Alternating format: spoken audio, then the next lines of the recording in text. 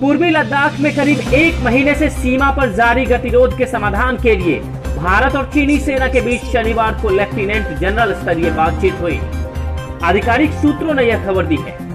सरकारी सूत्रों ने कहा कि भारतीय प्रतिनिधिमंडल का नेतृत्व लेह स्थित 14वीं कोर के general officer commanding lieutenant general Harinder Singh ने किया, जबकि चीनी पक्ष का नेतृत्व तिब्बत सैन्य जिला कमांडर कर रहे थे। यह बातचीत पूर्वी लद्दाख में वास्तविक नियंत्रण रेखा पर चीन की तरफ मालदोग सीमा कर्मी बैठक स्थल पर हुई।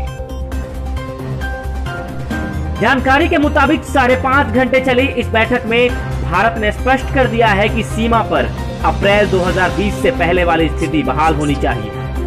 साथ ही भारत की ओर से कहा गया है कि हम अपनी सीमा के भीतर कोई भी निर्माण कार्य कर सकते हैं। बैठक में हुई बातचीत की सारी जानकारी पीएमओ को दे दी गई है।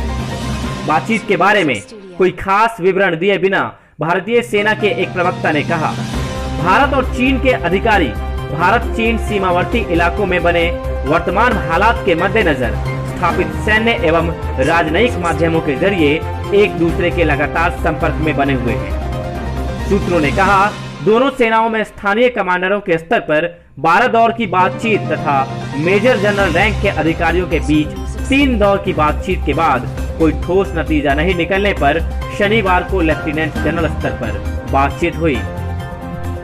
उच्च स्तरीय सैन्य वार्ता से एक दिन पहले दोनों देशों के बीच राजनयिक स्तर पर बातचीत हुई थी और इस दौरान दोनों पक्षों में अपने मतभेदों का हल शांतिपूर्ण बातचीत के जरिए एक दूसरे की संवेदनाओं और चिंताओं का ध्यान रखते हुए निकालने पर सहमति बनी थी। इससे पहले सूत्रों ने कहा था कि भारतीय पक्ष पूर्वी लद्दाख में गलवान घाटी, पैंगोंग सो और गोग्रा में यथास्थिति की पुनः बहाली के लिए दबाव बनाएगा और क्षेत्र में काफी संख्या में चीनी सैनिकों के जमावड़े का भी विरोध करेगा। पिछले महीने के शुरू में गतिरोध शुरू होने के बाद भारतीय सैन्य नेतृत्व ने फैसला किया था कि भारतीय जवान चीनी सैनिकों के आक्रामक रवैये के खिलाफ विवादित क्षेत्र पैंगोंग सो, गलवान घाटी, डेमचोक और दौलत बेग ओल्डी में दृढ़ रुख अपनाएंगे।